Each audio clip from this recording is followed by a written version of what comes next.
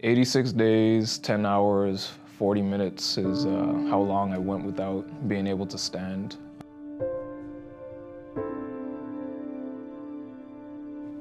The Marine Corps has like a different camaraderie to it, a different vibe to it than all the other branches, and that's really what drew me to it. Yeah, so when I got back from deployment, my wife and I were moving to our new house. The mattress fell out of the bed of the truck, and while I was loading it back up, somebody wasn't paying attention and they ran into me. I didn't think anything of it. I thought that I just hit my funny bone. I would pop up and get evaluated, get back home. That's when I heard one of the medics in the front say left leg amputation, and that was when I realized that my life was going to change. So was in the hospital for about a month.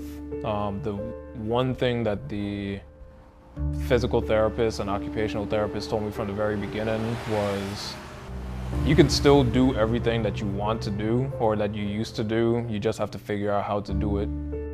After I got hurt, I started getting into adaptive sports, fell in love with hand cycling and a couple other sports.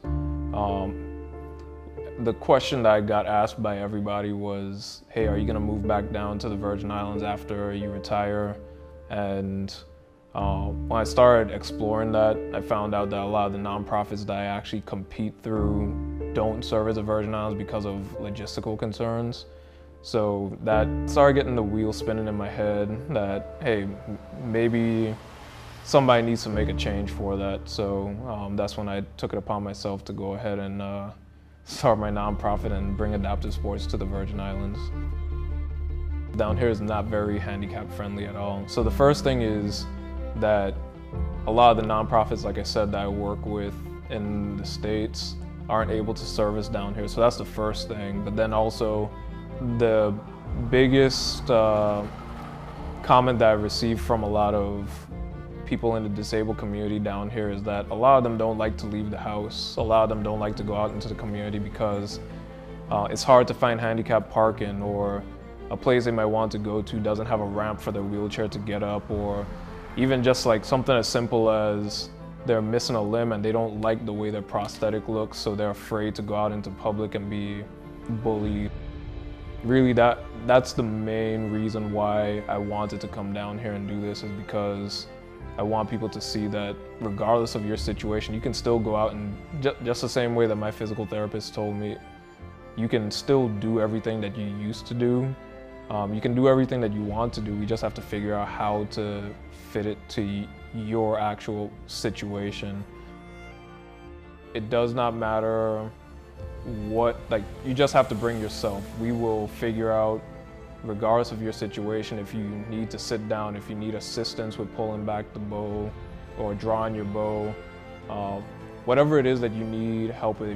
If you're visually impaired and you need somebody to spot you, we will figure out what you need to do or what we need to do to make it possible for you to do it. The one thing I will say about my community down here that I love so much is everybody's willing to help. As long as they know that it's something that's going on and it's for a good cause, a lot of people are willing to get behind and support. What really sparked my interest in doing something like this is the fact that we have a lot of talent in the Virgin Islands that, because we don't have access to resources, they don't really get to do as much as, say, someone with in the same position in the States. So when I saw that we haven't really had many Paralympians come out of the Virgin Islands, I wanted to change that. My philosophy has always been, if you don't take care of the troops, then you can't accomplish the mission. So I've always tried to find a balance between the two instead of putting mission accomplishment first. And now being hurt and being that guy who needs a leader to make sure that I'm being taken care of, it kind of, I guess, reaffirms that belief that you need to make sure that the Marines are taken care of. I think to myself, you've done all that stuff. This should not be that much more difficult by any means.